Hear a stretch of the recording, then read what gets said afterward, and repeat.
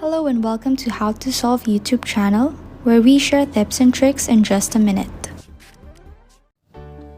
Hello everyone, this is How to Solve, and I'm gonna teach you how to log out your Facebook Messenger from Android and your iPhone devices. So let me get into my Messenger app first. I want you to understand that there is no individual logout on Messenger, but there are a few things that you can do. Okay, so that includes switching your account. Okay, so just simply tap on the account that you want to switch on and switch account.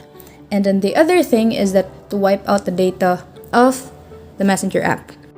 Okay, so to do that, you can just simply go into your settings. Okay, and then go into apps and then app management, and you will find, okay, I'm gonna search Messenger, okay, in this, and then what you'll do is you'll find storage usage, and then you can clear the data, and then it will clear if you really want to clear the data, and then you click OK. So let's do that. Okay, now the data has been cleared, and then let's try to go back to my Messenger. And so now, as you can see, you have the choice to log in or to log into another account. That means that you have logged out from your Facebook Messenger.